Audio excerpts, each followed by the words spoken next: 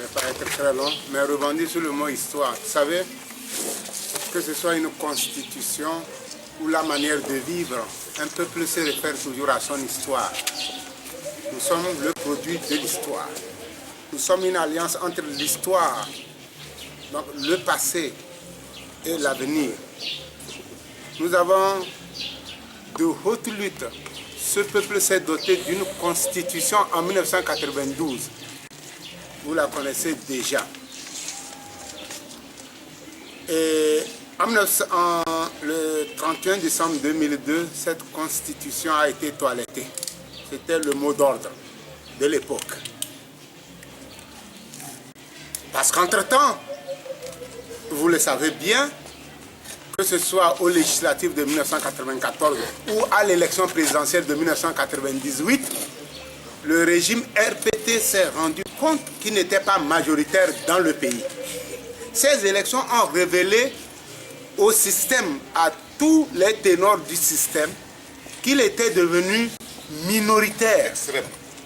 Et extrêmement minoritaire. Parce que malgré les fraudes qui avaient été à l'époque, malgré les fraudes massives qui avaient caractérisé les deux scrutins, comme les autres, le régime s'est rendu compte qu'il pouvait être balayé par les élections. C'est en cela que le 31 décembre 2002, il a mis en place un système constitutionnel et institutionnel qui devait lui garantir une survie totale malgré sa minorité. D'où le scrutin uninominal majoritaire à un seul tour. L'institution du Sénat dans sa composition aussi. Et bien entendu, la réallocation des pouvoirs du Premier ministre au président de la République. Et bien entendu, la non-existence de la limitation de mandat. Alors, tous ces mécanismes convergeaient à assurer à ce système une durabilité, en tout cas dans le temps, étant devenu minoritaire. Alors, aujourd'hui, la question se pose de savoir si le régime est prêt à ce que le peuple togolais, qui a sa constitution, qui est une constitution consensuelle de 1992, on revienne à ce schéma de 1992. On ne demande pas au Togo d'inventer tel mécanisme ou pas. On demande au Togo de remettre en place le système qui garantisse au peuple son pouvoir. Parce que dans tout système démocratique, le peuple est souverain et détenteur du pouvoir qu'il lègue comme bon lui semble aux dirigeants. Donc diriger un pays, c'est une mission. Ce n'est même pas un métier, ce n'est pas une carrière. La question se pose à ce moment de savoir si le régime uni est prêt à accepter à ce que le peuple souverain recouvre son droit et ses moyens d'investir librement ses dirigeants à travers les mécanismes dont il s'est doté en 1992. À cette question fondamentale, puisque c'est ça qui a déterminé les sujets à l'ordre du jour, les 12 points de discussion sont déterminés par cela. Sur ces différents sujets, et les plus importants, vous pouvez vous imaginer, le mode de scrutin, la limitation de mandat, même la mission de la Cour constitutionnelle et sa composition, UNIR n'a rien à dire. Pourtant, UNIR est venu à la discussion avec des points à l'ordre du jour de discussion. 6 points. Même les 6 points sur lesquels UNIR veut venir discuter, ils n'ont rien à dire. Ils sont sourds et muets. Alors, cela nous renvoie, mes chers frères et sœurs, à cette réalité cruelle qui est que le régime, le système togolais, outre sa volonté de conserver le pouvoir, traite ses adversaires à la fois d'ennemis et je pense, de médiocres, etc., etc. Et donc, ce mépris avec lequel, cette arrogance avec laquelle le régime traite son opposition nous amène aujourd'hui à dire à la fois que, étant ouvert à tout moment aux discussions, nous n'avons qu'une arme, c'est le peuple togolais. Il appartient à ce peuple dont nous sommes les composantes, parce que nous sommes membres du peuple. Il appartient à ce peuple, souverainement, après avoir analysé la situation, de se déterminer sur la manière dont le pouvoir doit être organisé dans l'État et la manière dont ce pouvoir doit être délégué aux différents représentants populaires. Donc, la force que nous avons aujourd'hui, c'est le peuple togolais. Le dernier rempart, c'est le peuple togolais. L'avenir, c'est le peuple togolais.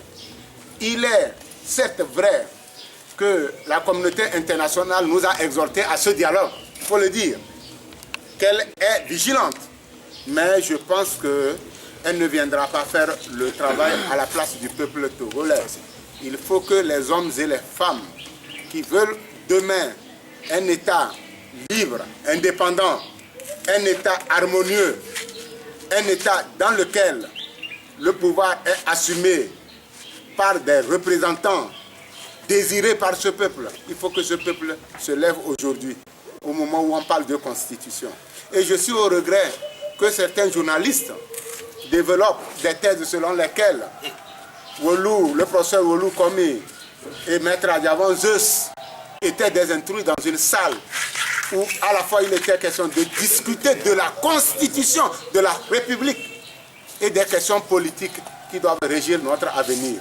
Je ne sais pas quelles personnes sont encore plus qualifiées que ces gens à aller discuter. Dites-moi, lorsqu'on dit parti parlementaire, c'était déjà une concession que nous avons faite. Parce que si nous tirions à l'époque pour que ce soit le peuple dans ses différentes composantes, y compris la société civile, les différents corps de l'État qui viennent discuter, on nous aurait opposé que nous avons fait le constat qu'il y a une crise politique. Et donc il faut laisser aux politiques.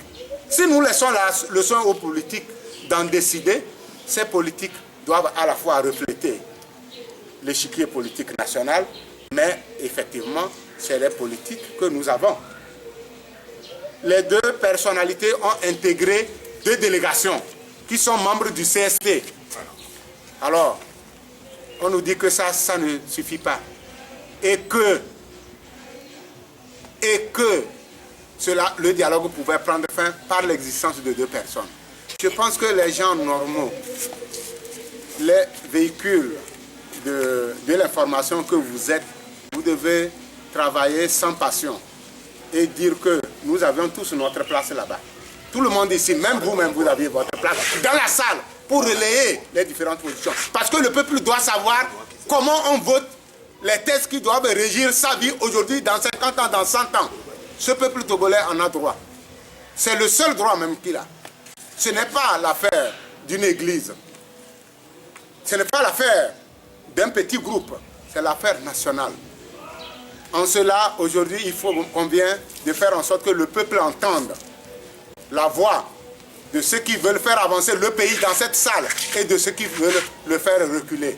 Et qu'il arbitre. Parce qu'il est temps de le faire.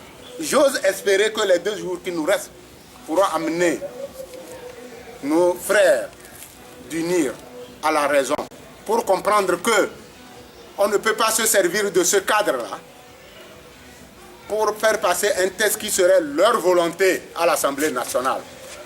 Il faut que l'Assemblée soit en possession d'un texte issu d'un consensus et le voter dans son équilibre consensuel. C'est à cette seule condition que nous pouvons aborder sereinement les moments à venir.